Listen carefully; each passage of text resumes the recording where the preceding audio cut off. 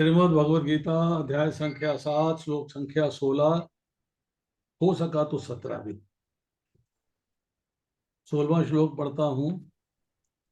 चतुर्वेदा भजन्ते माम जना सुकृतनो अर्जुन आर्त जिज्ञासु अर्थार्थी ज्ञानी च भरतर्षभ। हे भरत श्रेष्ठ, 4 प्रकार के पुण्यात्मा मेरी सेवा करते हैं। आर्त, जिज्ञासु, अर्थार्थी तथा ज्ञानी। इसका तात्पर्य श्रील प्रभुपाद लिखते हैं, दुष्कृति के सर्वथा विपरीत ऐसे लोग हैं जो शास्त्रीय विधि विधानों का दृढ़ता से पालन करते हैं। वो शास्त्रीय विधि विधानों का पालन नहीं करते थे, दुष्कृति थे, दुष्टता पूर्ण कार्य करने वाले। ये सुकृति हैं, ये शास्त्रीय विधि विधानों का दृढ़ता से, सीरियसली, सिंसियरली पालन करते हैं। ये सुकृतनः कहलाते हैं, अर्थात ये वो लोग हैं जो शास्त्रीय विधि विधानों, नैतिक तथा सामाजिक नियमों को मानते हैं और परमेश्वर के प्रति न्यूनाधिक भक्ति करते हैं। भगवान की थोड़ी भी करते हैं, ज्यादा भी करते हैं, जैसी जैसी उनकी रिक्वायरमेंट है उसी के हिसाब से 4 भागों में इनको बांटा। इन लोगों की 4 श्रेणियां हैं। वे जो पीड़ित हैं, वे जो जिन्हें धन की आवश्यकता है, वो जिन्हें जिज्ञासा है, और वे जिन्हें परम सत्य का ज्ञान है। तो 4 डिविजन्स करी गई, 4 प्रकार के पुण्यात्मा। एक आर्त, आर्त मतलब वे जो पीड़ित हैं। जिज्ञासु, वे जिन्हें जिज्ञासा है। अर्थार्थी, जिन्हें धन की आवश्यकता है। और ज्ञानी, जिन्हें ज्ञान है भगवान का, अर्थात जिन्हें परम सत्य का ज्ञान। ये लोग विभिन्न परिस्थितियों के परमेश्वर की भक्ति करते रहते हैं। ये शुद्ध भक्त नहीं है, ये शुद्ध भक्त नहीं है, क्योंकि ये भक्ति के बदले में कुछ महत्वाकांक्षाओं की पूर्ति करना चाहते हैं। ये सारे के सारे कामना सहित कार्य करते हैं। ये कामनाओं में रचे पचे हैं, कामना सहित कार्य करते हैं। शुद्ध भक्ति निष्काम होती है, निष्काम भाव से किया गया कार्य, ममता रहित, आसक्ति रहित, फल की इच्छा रहित, भगवान के लिए किया गया कार्य, वो शुद्ध भक्ति कहलाता है। उसमें किसी लाभ की आकांक्षा नहीं रहती। भक्ति रसामृत सिंधु में 1:11 में शुद्ध भक्ति की परिभाषा इस तरह दी गई है। अन्याभिलाषिता शून्यम ज्ञान कर्मयादनावृतम आनुकूल्येन कृष्ण अनुशीलनम भक्ति उत्तमा। मनुष्य को चाहिए कि परमेश्वर कृष्ण की दिव्य प्रेमा भक्ति किसी सकाम कर्म अथवा मनोधर्म के द्वारा भौतिक लाभ की इच्छा से रहित होकर करे। यही शुद्ध भक्ति कहलाती है। कृष्ण की दिव्य प्रेमा भक्ति, भक्ति प्रेमा भक्ति, वो भी दिव्य, ट्रांसेंडेंटल, मतलब जो इस लोक से परे, इस लेवल की भक्ति करनी है कि जो इस लोक का कोई ध्यान आए ही नहीं, केवल भगवान के दिव्य स्वरूप का ही ध्यान आए। सकाम धर्म नहीं, सकाम कर्म नहीं, मनोधर्म नहीं, भौतिक लाभ की इच्छा नहीं। जब ये 4 प्रकार के लोग परमेश्वर के पास भक्ति के लिए आते हैं तो शुद्ध भक्त की संगति से पूर्णतया शुद्ध हो जाते हैं। जब किसी प्योर डिवोटी जो कि परंपरा से आ रहा है, प्रामाणिक है, जो डिसिप्लिन सक्सेशन में है, जब उसकी संगति होती है तो उसको सही रूप से ज्ञान मिलता है। सही रूप से ज्ञान मिलता है तो अपनी बुद्धि का प्रयोग करके सही मार्ग पे चलते हैं। जब सही मार्ग पे चलते हैं तो शुद्ध भक्ति के प्लेटफॉर्म पे आ जाते हैं, और वे भी शुद्ध भक्त हो जाते हैं। जहां तक दुष्टों अर्थात दुष्कृतियों का प्रश्न है, उनके लिए भक्ति दुर्गम है, वेरी डिफिकल्ट, क्योंकि उनका जीवन स्वार्थपूर्ण, अनियमित तथा निरुद्देश्य होता है। किंतु इसमें कुछ लोग शुद्ध भक्त के संपर्क में आने से शुद्ध भक्त बन जाते हैं। एक शुद्ध भक्त की क्वालिटी है कि जैसे लोहा पारस के संग में आएगा तो सोना बन जाएगा, इसी तरह जो अशुद्ध भक्त है, जो अशुद्ध है, भक्त नहीं है, जो अभी जो है भौतिक संसार में उलझा हुआ है, स्वार्थपूर्ण जीवन है, जीवन का कोई उद्देश्य नहीं है, कोई एम नहीं है, ध्येय नहीं है, लक्ष्य नहीं है, ऐसा व्यक्ति जब शुद्ध भक्त की संगति में होता है तो उसमें चेंजेस आने शुरू हो जाते हैं, ट्रांसफॉर्मेशंस होती हैं, और वो जो है भक्ति के प्लेटफॉर्म पे एंटर कर जाते हैं, भक्ति के प्लेटफॉर्म पे एंटर कर जाते हैं।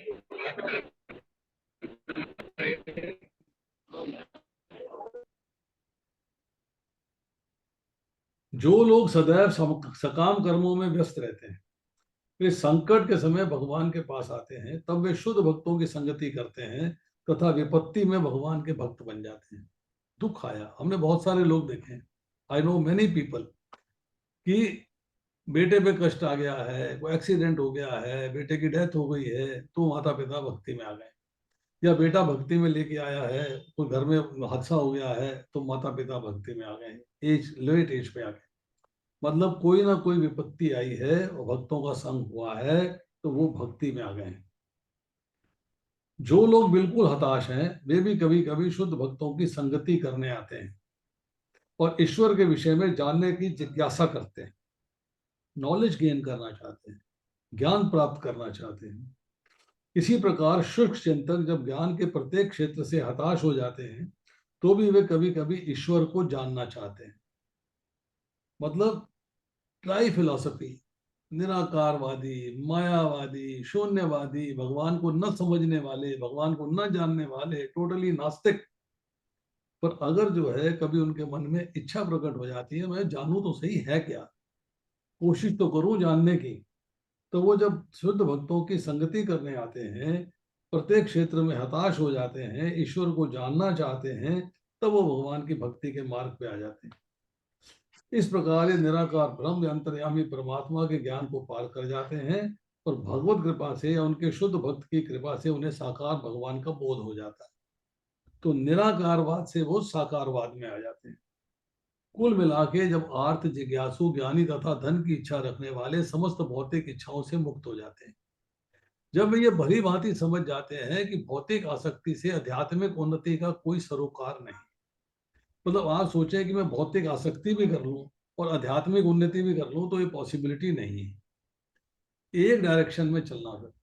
जैसे मैं बार बार एग्जांपल देता हूँ, बोतल में हवा है, पानी के टब में डालेंगे, हवा बाहर निकलेगी, पानी भर जाएगा, दोनों चीजें एक साथ नहीं रह सकती, या तो पानी रहेगा या बोतल रहेगी या हाफ हाफ होगा।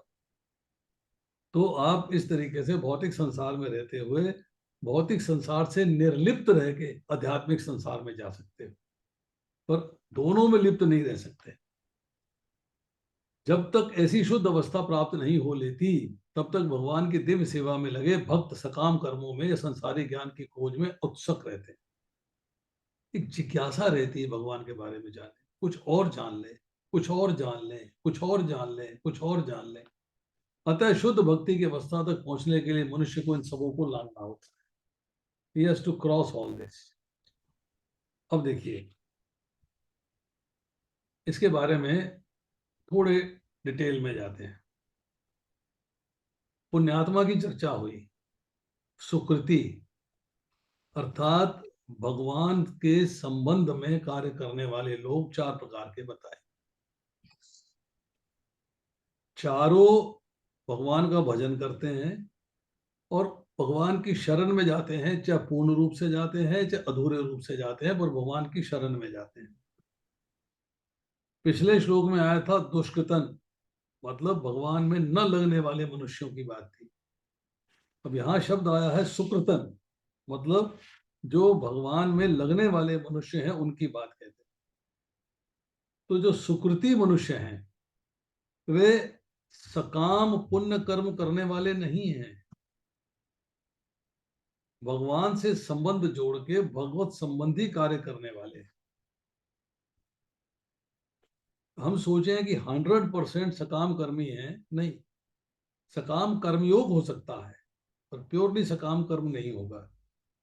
तो सुकृति मनुष्यों की दो क्वालिटी बताएं, एक जो यज्ञ करते हैं, दान देते हैं, तपस्या करते हैं और अपने वर्णाश्रम के अनुसार शास्त्रीय नियमों का पालन करते हैं और फिर भगवान के लिए कार्य करते हैं, भगवान के लिए कर्म करते हैं।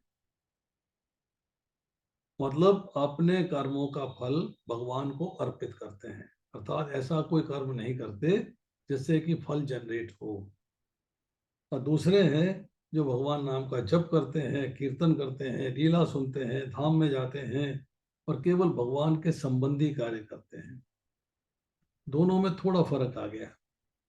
एक भगवान के नाम रूप गुण लीला धाम का वर्णन करना और वर्णन सुनना, और दूसरे के अंदर यज्ञ करना, दान देना, तपस्या देनी और वर्ण आश्रम के अनुसार शास्त्रीय नियमों का पालन करना।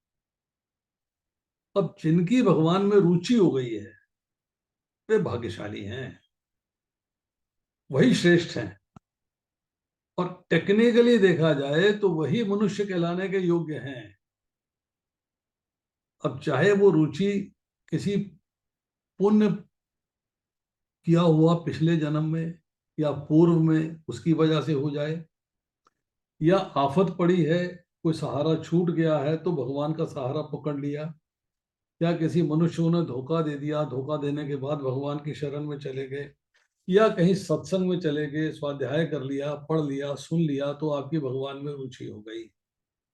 अब जिसकी भी भगवान में रुचि हो जाती है उसको सुकृति कहा गया। वो सुकृति है, मतलब उसके पिछले जन्म के जो कृति मतलब कार्य, कर्म, सुकृति मतलब अच्छे, तो पिछले जन्मों के अच्छे कार्य थे या इस जन्मों के अच्छे कार्य थे जिससे जिसने उनकी रुचि जो है भगवान की तरफ कर दी। अब जिस दिन भगवान में रुचि हो जाए वही दिन समझो कि आपके लिए बिगिनिंग है, नई लाइफ की पवित्र दिन है आपके लिए। वही निर्मल समय है, वही संपत्ति है।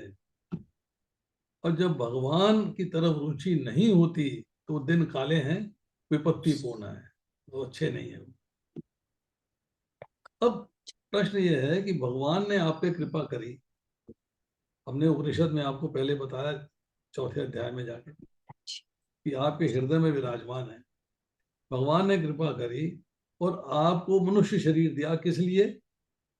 भगवान की प्राप्ति करने के लिए। और जो लोग इसका इस्तेमाल करते हैं वही असली भाषा में जना, जना मतलब जन कहलाने के लायक हैं, मनुष्य कहलाने के लायक हैं। भगवान ने संकल्प किया मनुष्य मात्र के उद्धार के लिए, आपका उद्धार हो जाए, परंतु हम जो है उद्धार करने के बजाय नरक जाने की तैयारी करते हैं। मानव शरीर जो है वो साधना करने के लिए मिला है, साधन योनि है कि आप साधना करके भगवान के धाम वापस जा सको। अब यहाँ पे 4 प्रकार के सुकृतिन जनों की बातें हुई हैं। जैसे एक है अर्थार्थी भक्त, अर्थी, अर्थार्थी, जिनको की अपनी सुख और सुविधा की इच्छा है, धन संपत्ति, वैभव, बंगला, गाड़ी, फार्म हाउस, पैसा, बैंक बैलेंस, फैक्ट्रीज, मतलब उसको इच्छा है कि वो मेरे को सब कुछ मिल जाए, बट उसमें क्वालिटी है।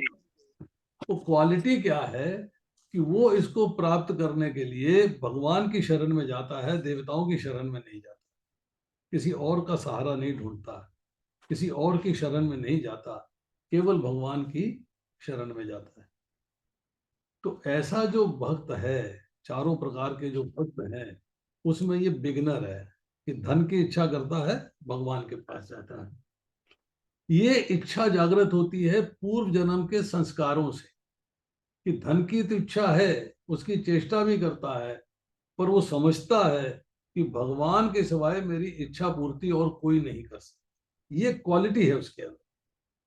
वो देवी देवता की भक्ति नहीं करता, वो समझता है कि धन प्राप्ति के लिए भगवान के नाम का जप कर लूं, भगवान का ध्यान कर लूं, पूजा अर्चना आरती कर लूं, तो भगवान पे उसकी विश्वास है, निष्ठा है कि भगवान उसको जो है सुख संपत्ति घर आवे, मतलब सुख और संपत्ति जो है घर उसको देंगे, धन देंगे उसको।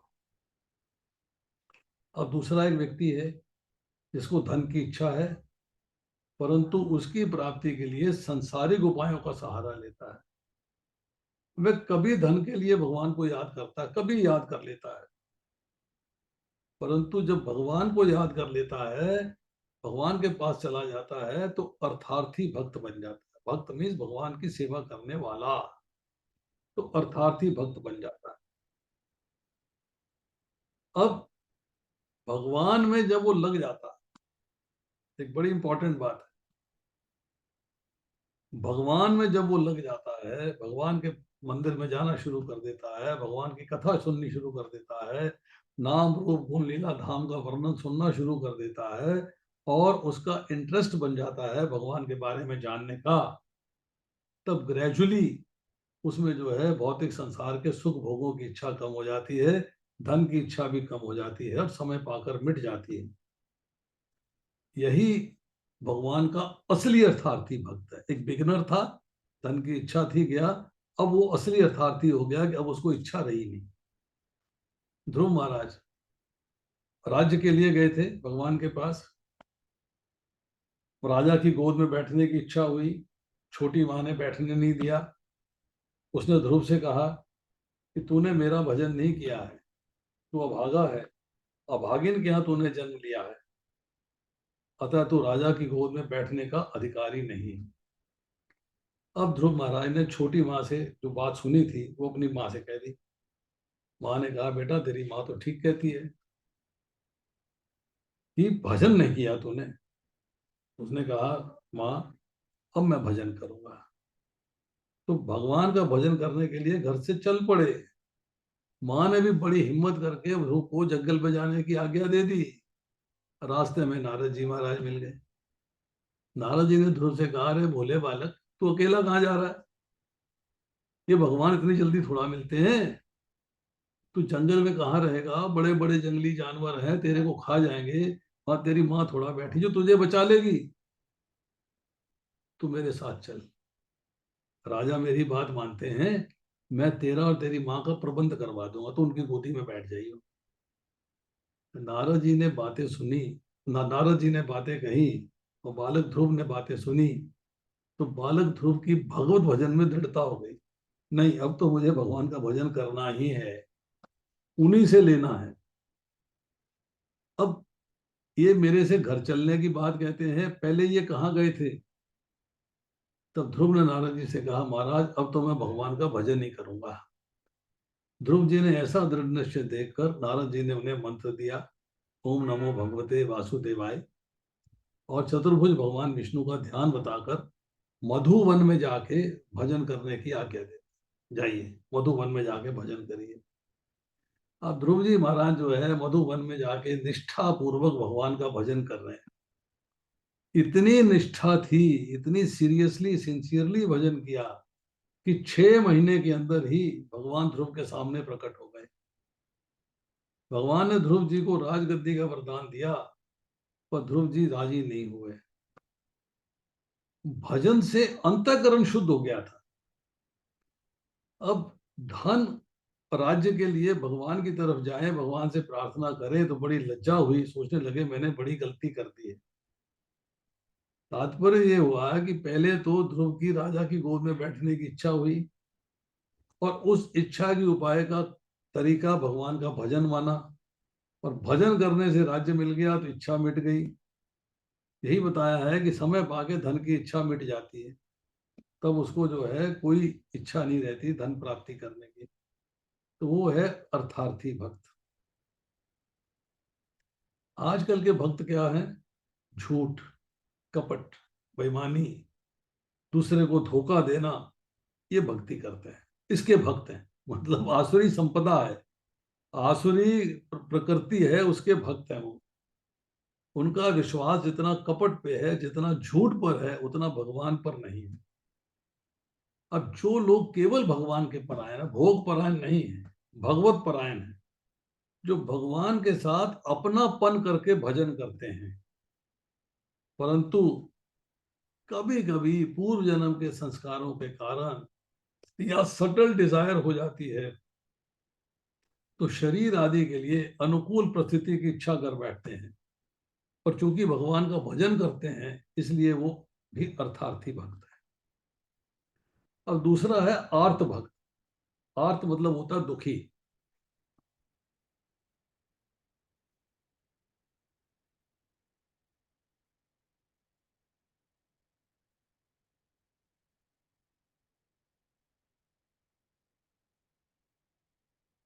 प्राणों पर संकट आ गया, आफत आ गई,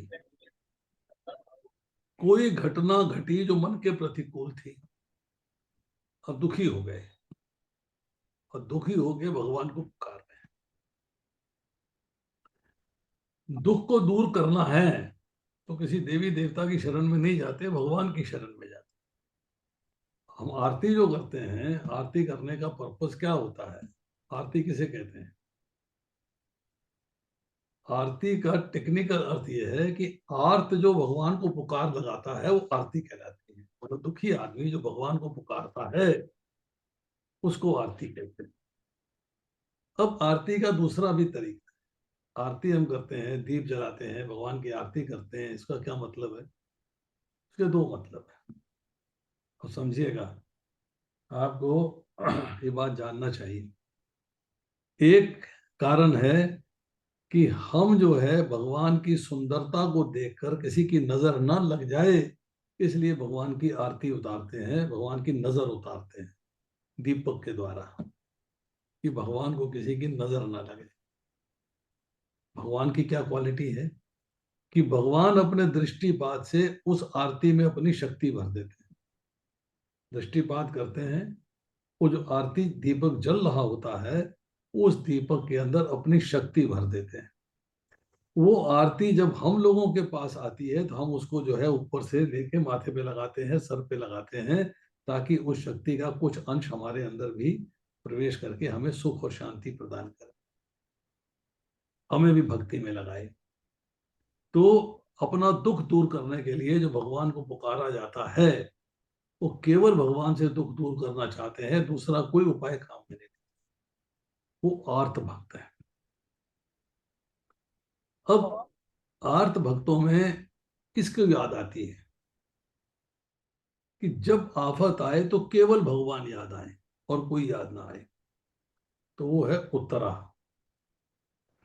उत्तरा ने जब आफत आई है तो उसने भगवान के सिवाय अन्य किसी उपाय का सहारा नहीं लिया, अन्य उपायों की तरफ उसकी दृष्टि नहीं गई, उसका मन में विचार ही नहीं आया, उसने केवल भगवान का सहारा लिया। कि आर्त भक्त जो है अपने दुख को दूर करने की कामना केवल भगवान से करते हैं। जब भगवान के साथ अपनापन हो जाता है तो आप भगवान के परायण हो जाते हो।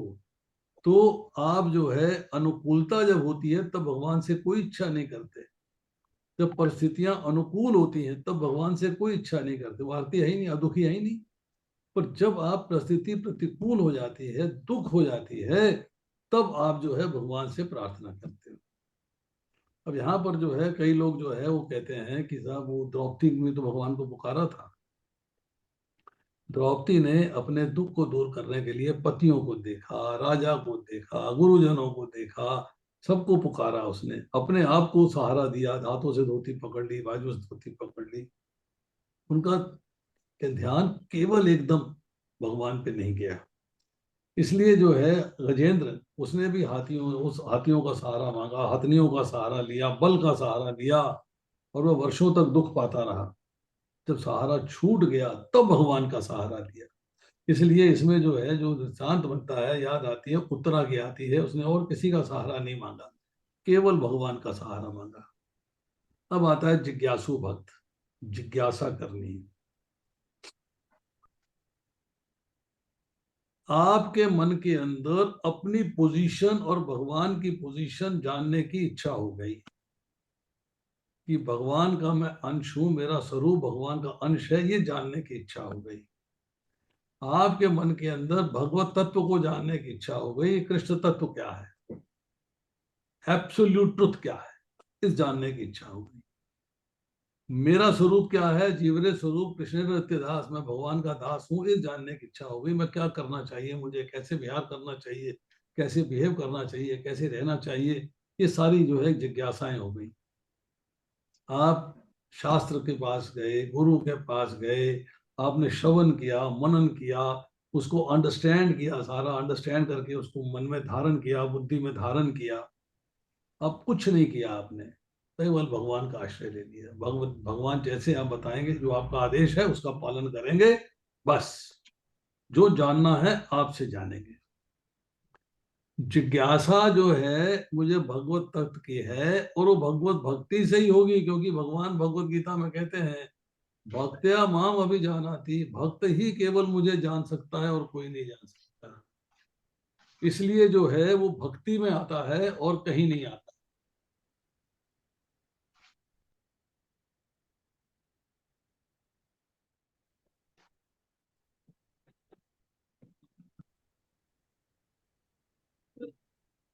अब भगवान में अपनापन करके भगवान के भजन में ही तल्लीन रहते हैं। कभी कभी अपने संग से, संस्कारों से मन में ये भाव पैदा हो जाता है कि वास्तव में मेरा स्वरूप क्या है, मेरी पोजीशन क्या है, भगवत तत्व क्या है, ये जानने की कोशिश करते हैं, तो वो जिज्ञासु कहलाते हैं। अब चौथी है वैरायटी, श्रेणी है ज्ञानी। ज्ञानी भक्त, अर्थार्थी, आर्त और जिज्ञासु, इन तीनों भक्तों से ये विलक्षण है, डिफरेंट है। ज्ञानी भक्त की क्वालिटी क्या है? अनुकूल से अनुकूल और प्रतिकूल से प्रतिकूल परिस्थिति, घटना, व्यक्ति, वस्तु, सब में भगवान को देखता है। सब भगवान की कृपा है, सब में भगवान को देखता है। अर्थात उनको जो है परिस्थिति अनुकूल हो या प्रतिकूल हो, केवल भगवान की लीला दिखाई देती है। ये भगवान की लीला है बस। उसमें उनको किंचित मात्र भी इच्छा नहीं होती किसी और कार्य के लिए, केवल भगवान के प्रेम में मस्त रहते हैं। उनको केवल भगवान के प्रेम प्राप्त करने का साधन करना है और कुछ नहीं करना है। अब ज्ञानी अर्थात प्रेम प्राप्त करने वाले भक्त, भगवान को प्रेम करने वाले भक्त, उसमें जो है इंपॉर्टेंट नाम किसका आता है? इंपॉर्टेंट नाम आता है गोपिकाओं का। देव ऋषि नारद जो है, नारद भक्ति सूत्र 21 में कहते हैं, यथा व्रज गोपिका नामा, कि गोपियां जो हैं वो प्रेमी भक्तों का आदर्श हैं, कि गोपियों ने अपने सुख का सर्वथा त्याग करके प्रियतम भगवान का सुख ही उनका सुख था। ये बात उन्होंने जान ली। अब देखिए कि भगवान ने जीव मात्र, मतलब हम लोगों के लिए, जीवों के लिए अपने आप को अर्पित कर रखा है, हमारे हृदय में विराजमान है वो। और जीव से किसी प्रकार की इच्छा की कोई संभावना भगवान ने नहीं रखी, उनको कुछ नहीं चाहिए। इसीलिए भगवान हमसे वास्तव में प्रेम करते हैं। जीव को भगवान की आवश्यकता है, हमें भगवान की आवश्यकता है, इसलिए हम भगवान से अपनापन करते हैं। जब हम अपने आप को पूर्णतया भगवान को अर्पित कर देंगे, तब हमारे पास कुछ भी पाने की लालसा अभिलाषा नहीं रहेगी, तब हम प्रेमी भक्त कहलाएंगे। अन्य अभिलाषिता शून्यम, मेरी और कोई अभिलाषा नहीं। भक्ति रसामृत सिंधु में कहते हैं रूप गोस्वामी, अगर भगवान की भक्ति करते हुए प्राणों पर भी बन आए तो प्राण बनाने की याचना नहीं करनी, तब आप जो है उत्तम भक्ति में हो। अर्थार्थी भक्त भगवान से अनुकूलता मानता है, स्थितियां मेरी अनुकूल हो जाए, धन संपत्ति आ जाए और धनार्जन हो जाए। आर्त भक्त जो है दुख दूर करना अर्थात भगवान से प्रतिकूलता दूर करने की इच्छा रखता है। जो जिज्ञासु भक्त है वो भगवान से जानना चाहता है। भगवान तो आगे बताएंगे नहीं, पर भगवान ने शास्त्र दिए हैं, ग्रंथ दिए हैं, उनके माध्यम से जानना चाहता है। और ज्ञानी भक्त, प्रेमी भक्त है, भगवान से कुछ भी नहीं चाहता, कुछ नहीं चाहता, एक चीज चाहता है, हे भगवान आप मुझे अपनी सेवा में लगा दीजिए, बस यही मेरी जो है आपसे इच्छा है, यही मेरी आपसे प्रार्थना है।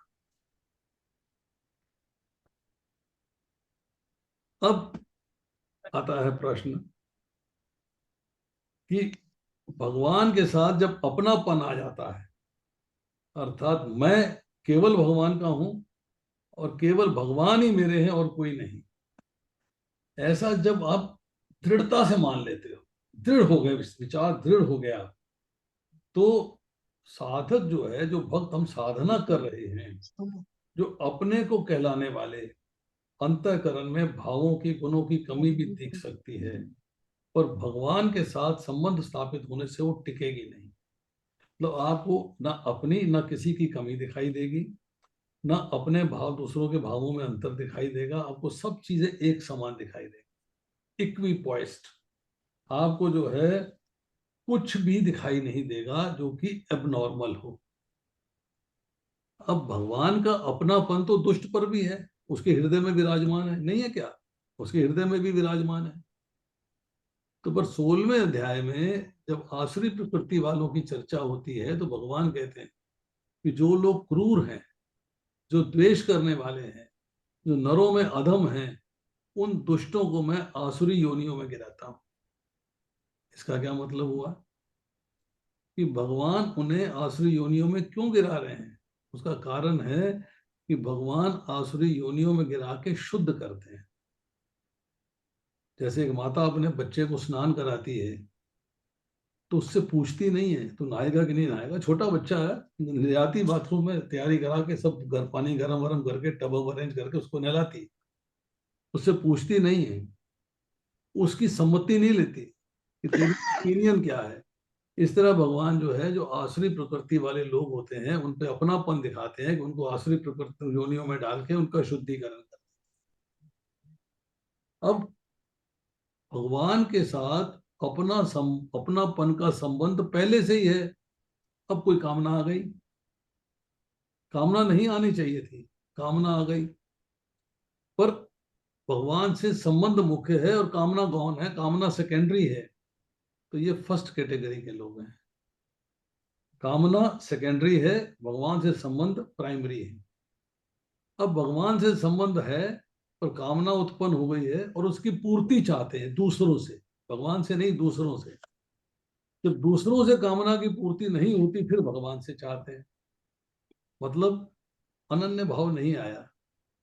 तो ये दूसरी श्रेणी के, दूसरी कैटेगरी के लोग हो गए।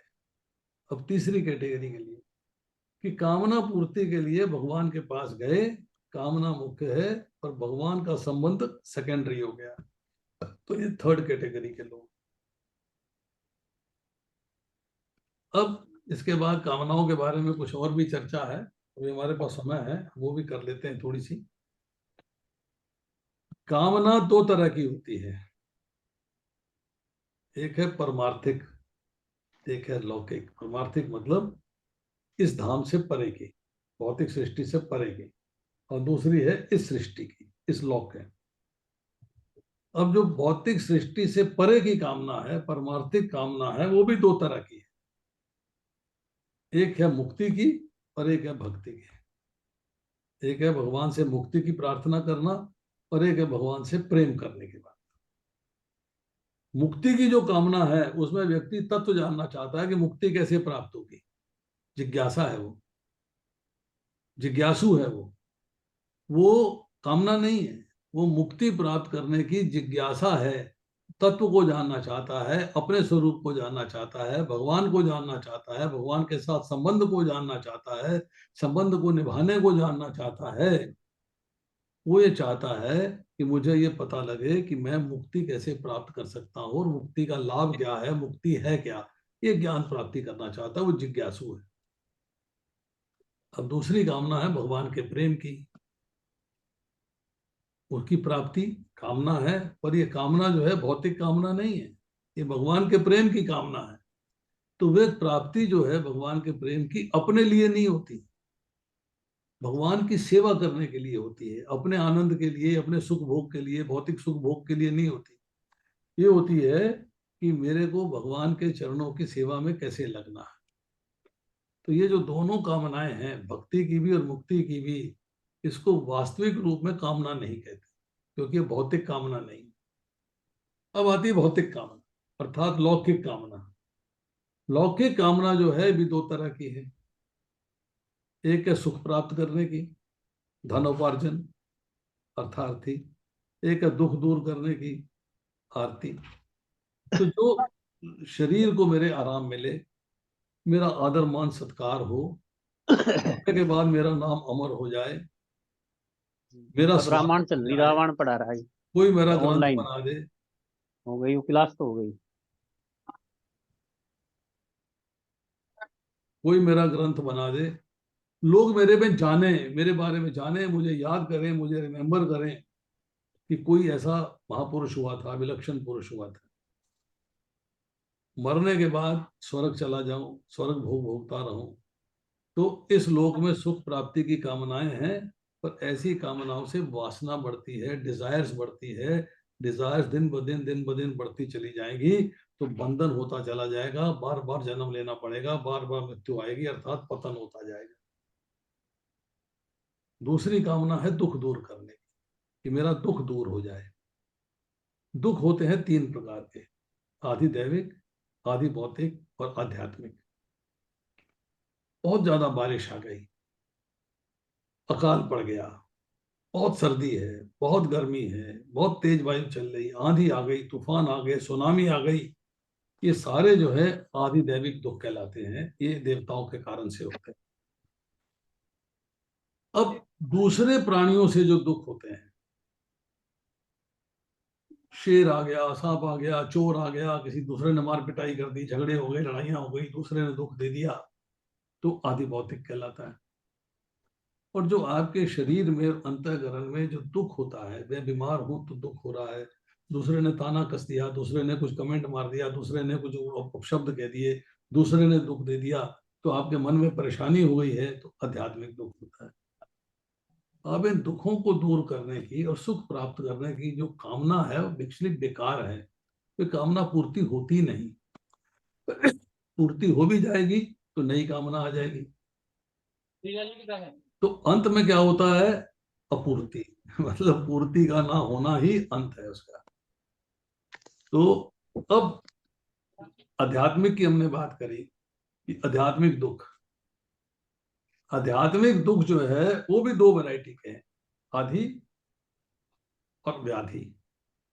एक आधि होता है, एक व्याधि होता है। आधि कहते हैं मन की चिंता को, और व्याधि कहते हैं शरीर के रोग को, कि आपका शरीर बीमार है। मन की चिंता जिसे आधि कहते हैं वो भी दो तरह की होती है, एक पागलपन है और एक टेंशन है, शोक है, दुख है, कष्ट है, भय है। मतलब आप ऐसी ऐसी उलझनों में पड़े हुए हो कि आपको समझ में नहीं आ रहा क्या किया जाए। तो यहाँ शास्त्र कहता है कि पागलपन जो है वो प्रारब्ध से होता है, मतलब आपके कर्मों का फल है, उसकी वजह से होता है। और जो चिंता है, शोक है, टेंशन है, अज्ञान से होते हैं, कि आप अज्ञानी हो, आप समझ नहीं पा रहे हो क्या करना चाहिए और क्या नहीं करना चाहिए, उसकी वजह से आप चिंता करते हो। जब ज्ञान हो जाता है, चिंता हो जा मिट जाती है, शोक मिट जाता है। जैसे मृत्यु हुई, शोक हो गया, ज्ञान हुआ, अशोचान अनशोचस्तम प्रज्ञावादाच भाषसे गता सूना शनान शोचंती पंडिता। शरीर और आत्मा का वियोग हो जाता है, जब उसके बारे में ज्ञान मिलता है, तो आस्ता आस्ता मृत्यु का शोक खत्म हो जाता है, ज्ञान हो गया। तो इस तरह जो है हमें ये देखना चाहिए कि चार प्रकार के जो पुण्यात्मा हैं उसकी हमने चर्चा करी आज। इसके बाद है श्लोक संख्या 17। 17 से बाद अगली बार करेंगे, आज नहीं करेंगे उसको।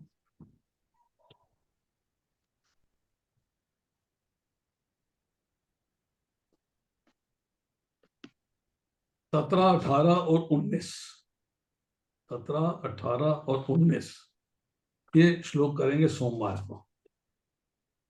आज इतना ही, शेष फिर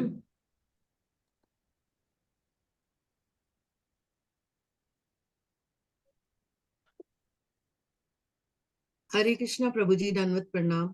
यस सुधामुखी जी कहिए। प्रभु जी, मेरा एक प्रश्न है आपसे। आज किसी से मतलब थोड़ी सी डिस्कशन चल रही थी, तो वो लोग ये कह रहे थे कि विष्णु भरे कि कृष्ण। तो मैंने उनको जैसे बताया कि कृष्ण भरे हैं, बट जो हमारा स्ट्रक्चर है ना, जिसके अकॉर्डिंगली हम चलते हैं, कृष्ण, कृष्ण का एक्सटेंशन मतलब अलादनी शक्ति राधा रानी और बलराम जी, और उसके बाद संकर्षण, वसुदेव, अनिरुद्ध, प्रद्युम्न, तो वो उस चीज को नहीं मानते। वो कहते हैं कि नहीं, विष्णु जी बड़े हैं, और भाई जिस स्कूल में हम जाते हैं, जहाँ पे जो पढ़ाया जाए वो ही वैलिड होता है ना। आपको ये पढ़ाया जाता है, आप इसको मानते हो, हमें ये नहीं पढ़ाया जाता, हम इसको नहीं मानते। तो प्रभु जी, ऐसे लोगों को कैसे मतलब भागवतम के अकॉर्डिंगली कैसे समझाया जाए? कौन सा ऐसा भागवतम में ऐसा कोई अध्याय आपको पता हो, या कुछ ऐसा नहीं, आप मुझे जिसमें इसकी बताइए कि डिटेल है? आप उन्हें क्यों समझाना चाहती हैं? मैं उन्हें क्यों समझाना चाहती हूँ? क्योंकि वो बहुत ज्यादा सनातन धर्म का नहीं ध्वज नहीं लेके चल रहे हैं, नहीं नहीं नहीं, अपने आप को बहुत बड़े मेरे सनातनी प्रश्न का ये मानते उत्तर हैं। नहीं है। तो मैं उनको ये बताना चाह रही हूँ कि वेल, हाँ जी, देखिए, हरे कृष्णा। मैं आपको एक छोटा सा एग्जांपल देता हूँ। जी मैं डॉक्टर हूँ, जी मेरी वाइफ भी डॉक्टर है। जी। हमने एक नर्सिंग होम बनाया। हम्म, हम एक ही बेटा है हमारा। हमें चाहते थे कि हमारा बेटा जो है डॉक्टर बने। जी इच्छा थी मन में, भाई हम डॉक्टर हैं, दोनों नर्सिंग होम चला रहे हैं, तो हमारा बेटा भी डॉक्टर ही बने।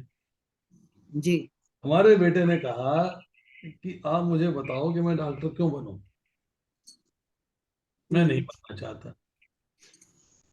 हमने कहा देख भाई, ऐसा है कि डॉक्टर बन जा, तेरे को हमारी सपोर्ट भी मिलेगी, और बना बनाया नर्सिंग होम भी मिलेगा। तेरे को कुछ चिंता करने की आवश्यकता नहीं है, स्ट्रगल करने की आवश्यकता नहीं है, everything will be fair, go ahead, बन जा। कहता है जी मैं नहीं बनूंगा, मैं आपकी लाइफ देख रहा हूँ, आपके पास टाइम नहीं है अपने लिए भी, मेरे लिए तो टाइम है ही नहीं, आपके पास अपने लिए भी टाइम नहीं है, तो मैं डॉक्टरी नहीं करूंगा। क्या करोगे? मैं इंजीनियर बनूंगा। और वो इंजीनियर बन गया। हम उसे कंपेल कर पाए क्या? नहीं हम उसको समझा पाए क्या?